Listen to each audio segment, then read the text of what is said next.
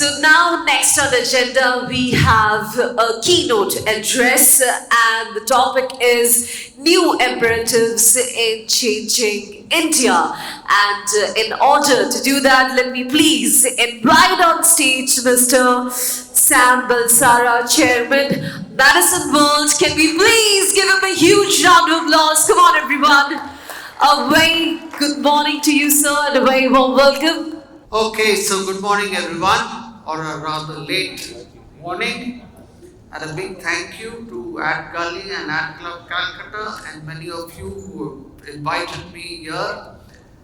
I don't think I've spoken very often at a forum in Calcutta, so many of you are hearing me for the first time, and I'm looking forward to meeting all of you possibly during the lunch break or something like that. So, we had a wonderful session on tools and techniques, but I thought I would speak to you at a broader level, and therefore I have titled my presentation New Imperatives in a Changing India. It's often said that we overestimate the impact of change in the short term, but underestimate its impact in the long term. And that, I believe, is something that we have witnessed in India in the case of marketing, in the case of consumer habits and whatnot. Until recently, India was considered a poor country. And look where we are today. Look at our airports. Look at our, well, if not roads in the city, at least some of our highways. See what's happening in the beauty business. The maid who looks after my grandchildren wears lipstick in the house. There are so many, to my mind, visible changes of consumption that are taking place in India. So it stands to reason, to my mind, that we in marketing and advertising too need to assess these changes, recognize these changes, while conceptualizing our strategy to reach today's new Indians. As I see it, Indian consumers are earning and spending like never before. And that has led to what we now call the Indian consumption story.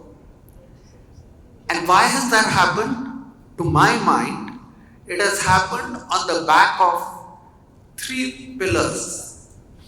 The first is a dramatic rise in what we call our middle class. The second is a very growing share of young people. And the third, what we spoke about today in the first session, is the rapid growth in digital penetration in India. So look at this line chart, which gives you the share of middle class as a percent of total population. Our middle class in 2005 was only 14% of our population. Today, it has more than doubled 31%. And in another 20 years, it's going to be half our population. So today, out of our 300 million homes, we have over 100 million homes, mind you, homes, not population. That could mean 500 million population, who are the consuming class and who would have an annual income of between 5 lakhs and 30 lakhs. Multiply that number by 100 million and you do have a staggering market which attracts the world to India, and which is why India is suddenly the toast of the world. Economists believe that growth in middle class drives consumption and GDP. In this diagram, if you look at it closely, the middle class account for only 30% of our population or households, but account for 50% of our income, spending or savings. So you say middle class power at work. And they say the higher the percentage of the working age population in a country, it benefits tremendously from what is called the demographic dividend. And that is what we in India and marketers in India are benefiting from. China grew aggressively in the last 2 decades when its working population hit 73%. But that is sharply declining now, as you see in the blue line. Whereas India's working population is increasing rapidly. Look at the yellow line. It's going to continue to rise for another 7 years till 2030, before which it starts with a very slow rate of decline till 2060. So what it tells me is that India's growing markets are going to continue to grow for at least another 40 years. So that's very good news for marketers. My third pillar, and something that is quite obvious, but I don't know if all of you realize the dramaticness of what has happened. As this chart indicates, is the dramatic increase in internet penetration that we have been witnessing in India since 2000. Until 2015, our internet base was relatively low, but then it grew rapidly from 10 million to 25 million to 46 million every 5 years. But see what happened from 2015 to 2020. We grew from 46 million to 692 million. And this is further expected to grow to 900 million by 2025. So it's Reliance's Jio and the low-cost broadband that I believe has brought about this revolution. So these 3 factors, as I see it, have completely and radically changed India. And therefore I say that it's no longer relevant for us to adopt the Western marketing playbook that traditionally, Indian marketers and Indian, to some extent, even advertising people have been fed on to exploit the market that is booming in our country. We need to create an India-specific playbook to cater to today's India. Now, what are the 3 key ingredients that our India playbook must have? First is that we need to identify the addressable markets beyond traditional demographics of age and sex, but by newer cohorts. that are available now in even media terms. I dare say our traditional SEC definitions don't serve us very well. Take these two gentlemen in the two pictures.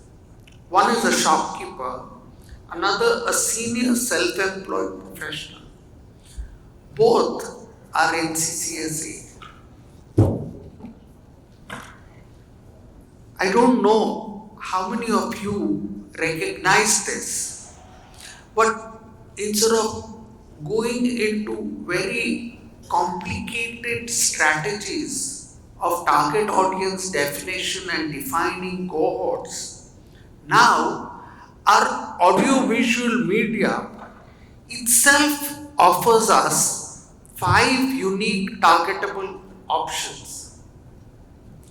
At the top of the pyramid, you have now the growing connected TV households, estimated at 2 million households or 20 million people at least.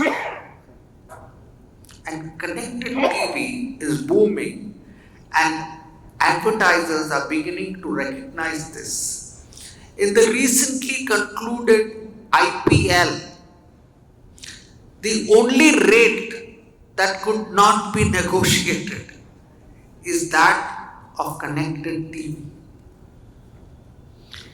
A little lower down, you have YouTube and OTT platforms, which give us 43 million homes. Then comes the largest segment. Many large companies until recently, used to use almost exclusively, which is the cable and satellite TV segment, which gives you 77 million homes.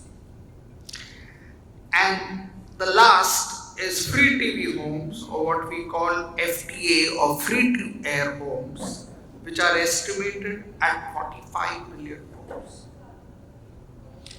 Then right at the base you have the video dark homes, which you cannot reach, and that is estimated as 150 million. So by using these different sets of media itself, you can actually pretty sharply reach almost 70-80% of your target audience. In the days gone by, broadcasting was indeed the name of the game. And some of you may remember this. In the days with Ramayana and Mahabharata and whatnot, and a single channel of everything available on Doordarshan, you could capture the entire country so easily. I remember when I launched Synthol 9 in 1990, all that was required was 4 double spots on 4 consecutive Sunday mornings, and boom, Synthol Lime established a market share of 5.3% in the premium soap market in the very first month that the retail audit picked up or reported market share figures. Today we've come a full circle with digital video and connected TV with its numerous targeting options that can help marketers launch niche brands profitably. You could argue, thanks to digital brands or digital itself, brands no longer now are the preserve of big boys. I don't know how many of you know, but Google and Facebook receive more advertising revenue, and certainly the bulk of their profits don't come from people who we recognize as advertisers. They come from lakhs and lakhs and lakhs of very small advertisers who spend between 5 and 10 lakhs a year on digital. So this is how digital is changing the face of the Indian market. And I should think, for those in marketing who till now recognize their competition only as the big brands, I think if they're not going to recognize the immense competition that is going to come from these smaller brands powered by digital, then I think you have a problem coming as I see it. Take a relatively new client of Madison, Attenborough, started by, I think, 3 IIT pass-outs. They launched fans based on a new technology that is today being adopted by all large players in the fan market. But they introduced it, these 3 young boys. They first made their product available only on e-commerce. They then increased their target audience using digital media with limited number of retail stores. Today, they have a pan-India presence with connected TV, digital and linear TV. Last season, we put them on IPL. And all this happened in a matter of about 5 years. Crompton or Usha did not see this competition coming. Nor did they see or recognize this technology. But it took these 3 young boys to introduce this technology to India 5 years ago. And today, almost every fan comes with this technology. So this indeed is the kind of change that I think we can expect in many, many categories. The second ingredient that I'd like to talk about is not a new concept, and many marketers, and I think many of you in Calcutta and West Bengal have deployed this strategy in the past too. But in a way, this is unique to India, not really practiced in many other parts of the world, and that is what I call regionalization. Look at these 2 maps. On the left is a map of India depicting the unique fabric or sari that comes from virtually every state of India, from Kanjivaram in Tamil Nadu and Mysore silk in Bangalore to Pashmina in Kashmir. I think it's possibly not an exaggeration to say that we have a different India every 100 kilometers that you travel in the country. Not only are there sharp differences in customs, habits and attitudes as one travels from place to place in India, if you see the map on the right, the nominal per capita GDP also varies widely, and so does consumption intensity by state. And the variation is not small. It's from $7,000, a high of $7,000 in the tiny state of Goa, to as low as $1,600 in Jammu and Kashmir. Generally speaking, the West and South and Delhi, Punjab, Haryana in the North are far more prosperous compared to rest of India. One of our clients titled Tanishq, after they moved to us about 5 years ago, had an amazing bull run, opening its stores in smaller markets and adopting a full regionalization strategy, starting with the product range itself and ending with the choice of model and creative executions. Hyperlocal marketing at scale is another successful strategy that marketers can use. At Madison, some 4-5 years ago, we developed a town and country framework which allows you not to get daunted by the vastness of India with as many as 766 districts.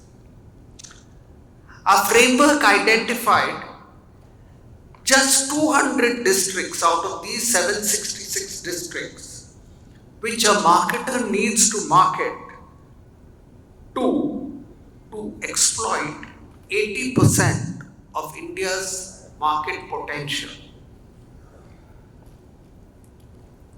And the third ingredient that I'd like to talk about is smart allocation of media monies basis media consumption. A significant, relatively recent development is that the younger our target audience, the more mediums they consume.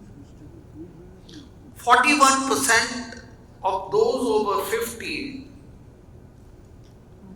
consume only one medium, but only 22% of the young between 16 and 26 consume one medium.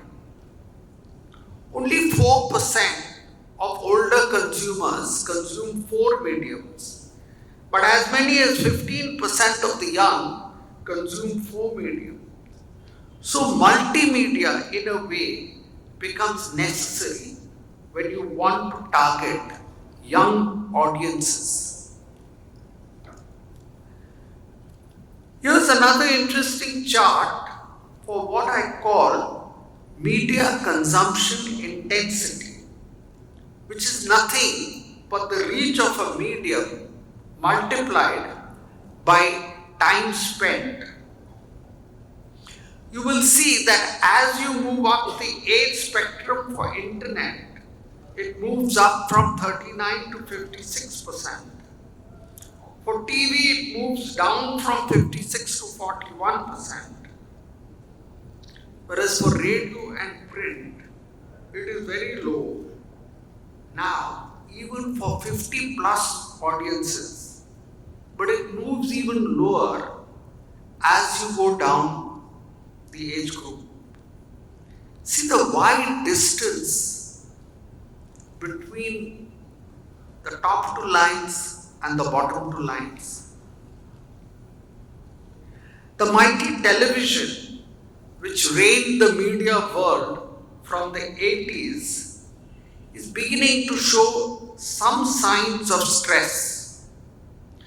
Time spent by younger age groups on TV is coming down significantly, and media planners are now recognizing the concept of heavy, medium and light TV viewers.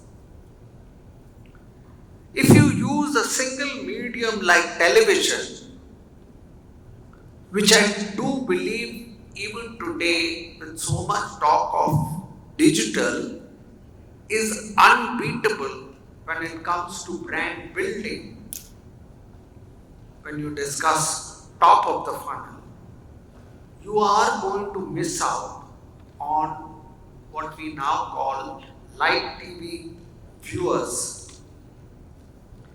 The reality is that a 540 GRP plan delivers 930 GRPs to the heavy users, but only 242 GRPs to the light users.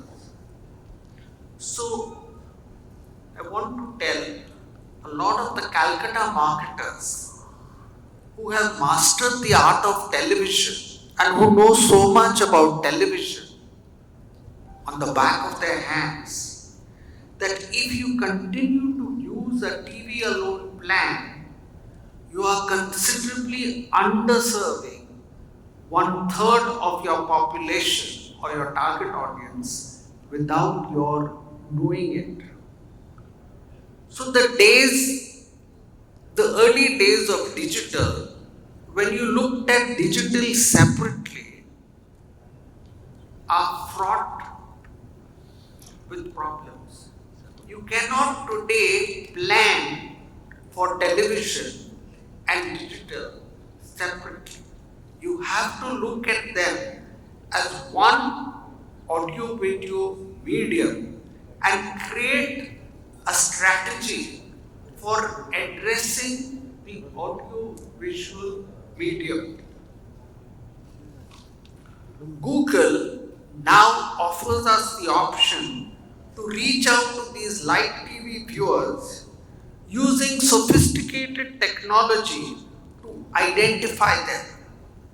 And at Madison, we have come up with a system that we call TV Plus to augment the TV plan with digital that specifically focuses on these live TV viewers so that you can deliver a closer to objective number of GRPs amongst all three segments, heavy, medium and light, without going berserk on the budget. A word on other media, since I spoke a little bit about television and digital.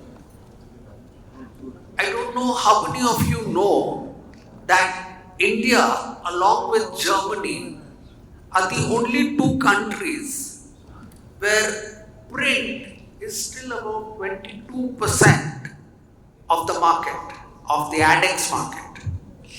In every other country, the world average for print in ADEX is now down to, I think, 5%. In China, it is near zero.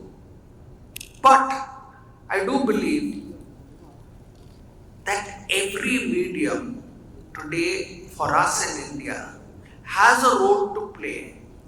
And indeed, every medium, including print, in absolute terms, is growing. Our Pitch Madison report recognizes that print, though under pressure and with a degrowing market share, is still growing. Because today, still print offers us terrific opportunities for launching a new brand, launching a new variant, announcing price reductions, announcing a special variant. You can't launch a property in, I think, Bombay or Calcutta without using the Times of India or maybe the Telegraph or Anand Bazar Patrika here. Similarly, you can't launch a car without a full-page ad in the newspapers. Gives you tremendous shot in the arm reach on a single day. In conclusion, and I hope I stuck to my time deadline, unlike the earlier panel,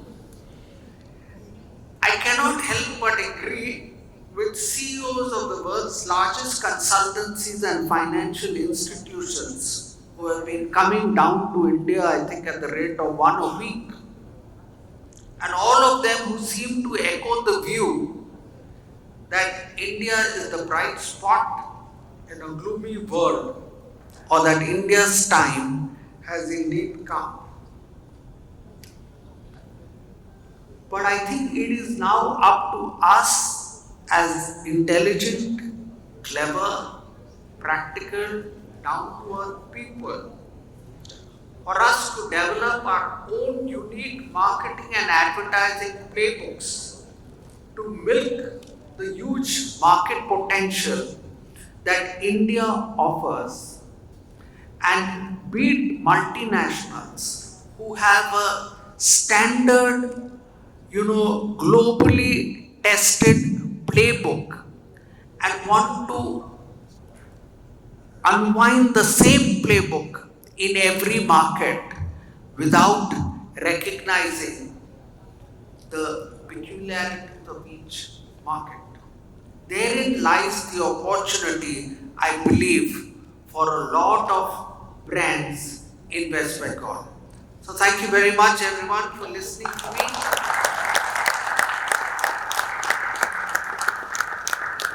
Thank you so much, sir, for your impeccable insights on the subject.